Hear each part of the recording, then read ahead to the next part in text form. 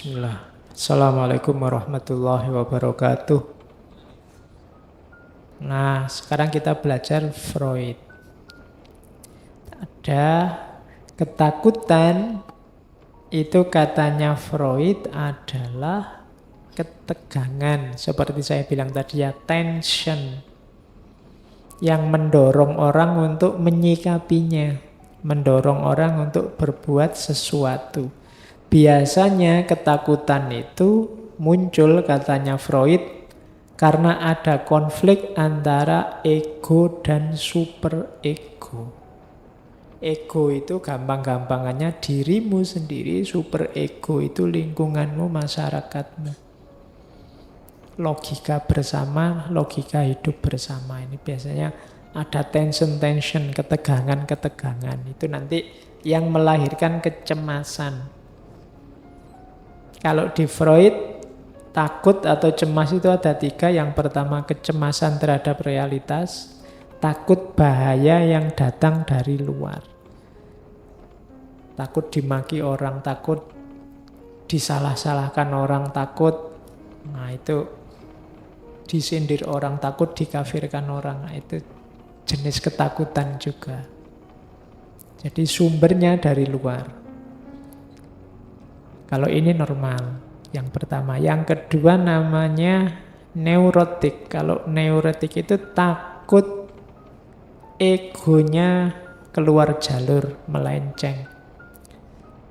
Jadi takut sesat, takut gila, takut, nah itu namanya takut tentang dirimu yang kamu khawatirkan. Munculnya ketakutan itu karena mentalmu sendiri. Jadi takut id dan egonya keluar jalur.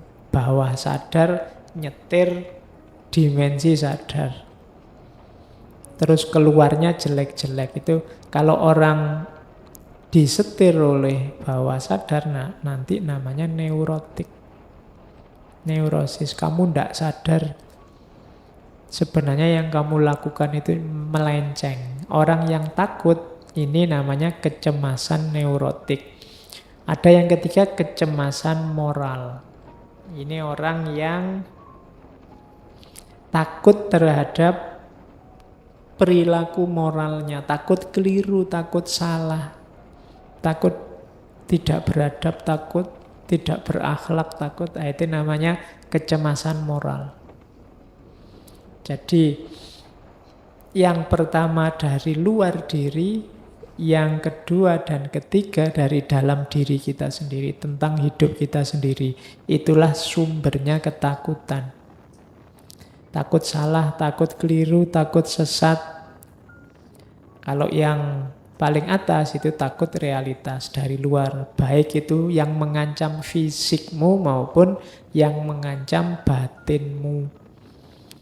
Ya, yang mengancam fisik itu takut binatang buas, takut ular, takut macan, ini kan biasa. Atau takut-takut disalahkan orang, takut dikucilkan oleh masyarakat, takut yang sejenis itu, takut pada yang dari luar diri. Jadi itu sumbernya rasa takut. Kalau ini berlebihan, nanti takut itu melahirkan namanya defense mechanism. Mekanisme pertahanan diri. Kalau ada orang melakukan ini, itu sebenarnya dia sedang takut. Tapi melakukan sesuatu untuk mengatasi rasa sakit dari takut itu. Yang pertama, defense mekanisme itu represi. Jadi represi itu menyingkirkan ketakutan itu dari kesadaran, dari perasaan, dari pikiran. Jadi kalau ada orang begini, sudahlah lupakan saja, sudahlah nggak usah diingat lagi, sudahlah, itu namanya represi. Ketakutan itu disingkir-singkirkan. Kalau di Freud, jangan salah, ini tidak hilang loh, tapi masuk ke bawah sadarmu. Lupakanlah, cari saja yang lain. Nah, jangan dikira yang kamu lupakan itu hilang. Dia ada di bawah sadar, kadang-kadang munculnya di mimpi, kadang-kadang kalau ada momen apa kamu teringat dia lagi, kenapa dia tidak hilang, tidak mungkin bisa hilang. Hanya kamu represi saja. Kamu singkirkan, kamu tekan dia sehingga masuk ke bawah sadar. Oke, masih ingat ini? Ah, dia sudah kulupakan. Loh, dia masih bisa ngomong sudah kulupakan, berarti masih ingat. Ya, jadi cuma direpresi. Nggak mau lagi aku ngomong tentang dia, nggak mau lagi, itu direpresi namanya. Oke, itu defense mechanism yang pertama. Gaya kedua namanya reaction formation. Ini memunculkan perilaku yang berlawanan. Jadi defense mechanism, karena takut dia, misalnya kayak tadi loh. Takut ketahuan kalau jatuh cinta, terus gayanya kayak nggak suka, gayanya kayak cuek. Kalau ketemu kayak gini gayanya nggak peduli, tapi nanti diam-diam buka stalking Facebooknya, stalking itunya. Nah, itu reaction formation, menampilkan yang berbeda. Suka enggak? Enggak, ngapain suka yang kayak gitu. Nah, itu sebenarnya defense mechanism. Dianya takut terluka. Makanya menampilkan hal yang berbeda. Enak enggak makanan di situ? Ah, enggak, biasa saja. Itu kan biasanya ada yang kamu takuti. Mau ngomong enak nanti dibilang geragas atau dibilang apa. Itu defense mechanism juga. Misalnya, kamu rajin ngaji filsafat. Ah, enggak, ya kadang-kadang saja. Padahal kamu tiap Rebu di sini depan sendiri lagi. Kenapa kamu enggak terus terang bilang itu? Ada yang kamu takuti. Nanti khawatir dianggap, wah santri baru nih ya, misalnya gitu.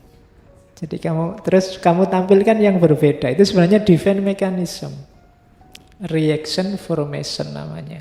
Jadi orang untuk mengatasi rasa takutnya ditampilkan yang berbeda. Terus yang ketiga ada displacement. Kalau displacement ini menggeser objeknya pada yang lebih lemah atau lebih aman. Ya, contohnya itu tadi yang misalnya kamu menembak, wah kalau tak tembak dia bisa diterima atau enggak, takut ditolak, aku mending yang ini aja sih, lebih kualitasnya lebih rendah sedikit tapi mesti diterima mas. Nah, itu namanya displacement. Jadi karena kamu takut ngambil yang paling tinggi, sudahlah rendah aja. Gitu loh. Ya misalnya kamu cita-cita jadi dosen ya, wah enggak ah, jadi guru aja, kenapa takut? Kamu merasa enggak nyampe Pak saya kalau jadi dosen, mungkin jadi dulu bisa. Itu namanya displacement. Jadi dari target 100 kamu ngambil 50 aja lah. Karena kamu takut, kamu nyari amannya saja. Nah itu namanya, kadang-kadang orang takut itu gitu. Kalau ada orang, gimana, tak kasih modal 1 miliar, ah enggak usah Pak, 1 juta aja. Sebenarnya dia takut, ada ketakutan. Oke, itu namanya displacement. Defense mechanism, dia takut sakit, takut jatuh, takut kalah, takut salah. Yang ketiga ini yang orang sering menyebutnya comfort zone, fiksasi. Milih pada stage yang nyaman saja.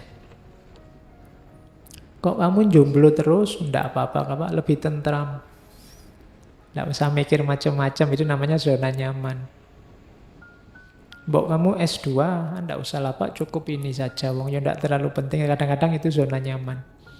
Mbok keluar negeri, kamu kan lumayan bisa Inggris dikit-dikit, enggak usah lah Pak, cukup di Indonesia saja. Itu orang milih zona nyaman, takut keluar dari sarangnya.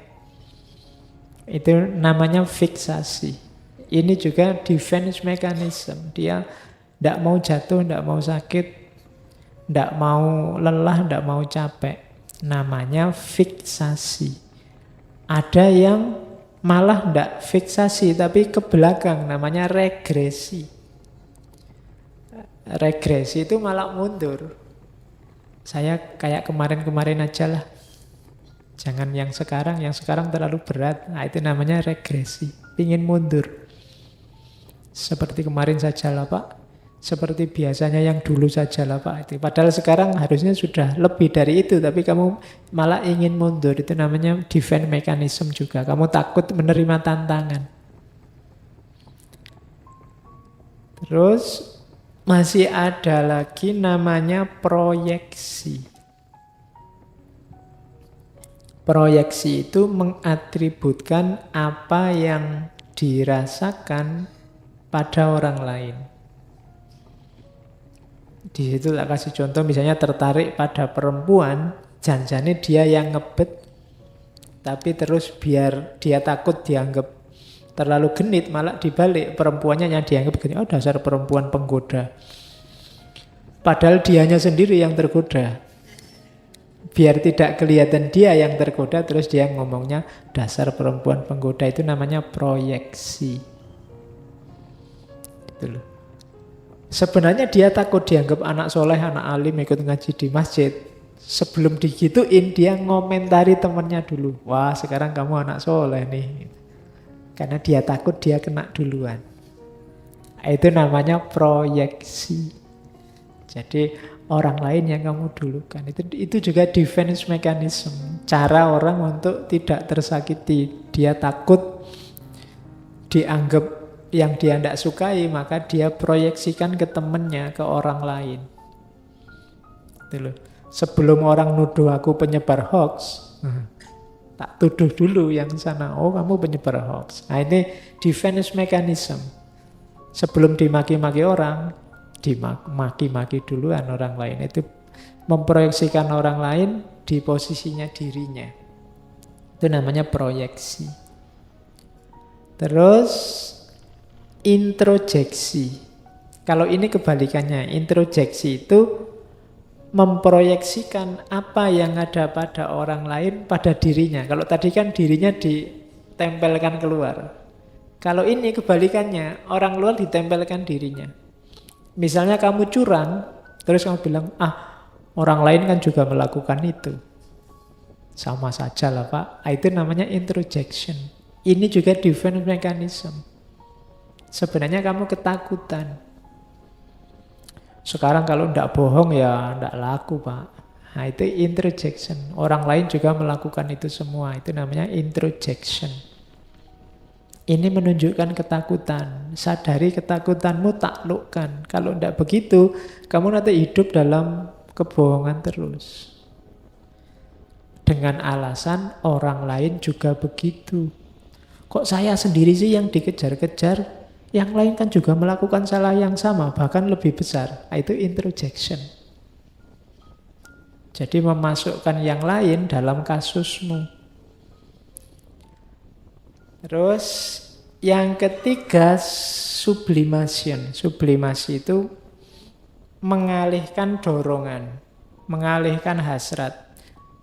Karena kamu takut hasratmu ini ditolak oleh masyarakat, terus kamu alihkan ke hasrat yang bisa diterima oleh masyarakat. Misalnya sebenarnya hobimu musik rock, cuma kalau kamu dengerin musik rock terus, tetangga kamarmu sumpek. Akhirnya ganti sekarang tak sublimasi. Sama-sama musik tapi sekarang ganti qasidah misalnya. Nah, biar tentram, biar setannya keluar. Nah, ini namanya sublimasi, digeser. Hasrat, dorongan, misalnya kamu sangat ingin kuliah, cuma tidak punya uang. Akhirnya digeser ini, tidak jadi kuliah, tapi yang penting mendengarkan aja pengajian, kuliah subuh kan sama saja misalnya. Itu sublimasi. Keinginanmu apa, digeser jadi apa. Itu juga menunjukkan sebenarnya kamu takut. Tidak berani tanding di keinginanmu yang sebenarnya. Di hasratmu yang sebenarnya. Dan yang terakhir, defense mechanism itu rasionalisasi. Rasionalisasi itu nyari alasan pembenar. Jadi rasionalisasi itu berarti sebenarnya itu tidak rasional, tapi dibikin rasional. Kok kamu nyontek? Loh saya nyontek ini Pak, demi birrul walidain Pak, untuk berbuat ya kan, berbuat baik pada orang tua Pak. Kalau saya nyontek, nanti kan nilai saya bagus. Kalau nilai saya bagus, lulusnya cepat. Kalau saya lulusnya cepat, orang tua saya bahagia Pak. Jadi ini jangan salah, saya nyontek ini dalam rangka membahagiakan orang tua Pak. Nah, ini namanya rasionalisasi. Yang tidak rasional dibikin rasional. Gitu loh.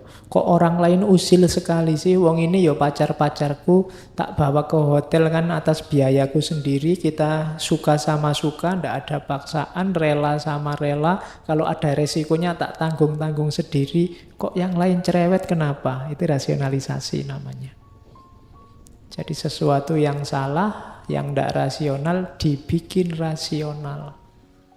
Itu juga defense mechanism. Oh saya enggak ngapa-ngapain kok di kamar itu berdua cuma konsultasi, cuma diskusi, kemudian kan capek terus mandi kan cuma itu aja kok. Orang nuduhnya macam-macam misalnya. Itu rasionalisasi. Loh aku sama pacarku berdua malam-malam di kamar itu kita ngaji bersama, tahajud bersama.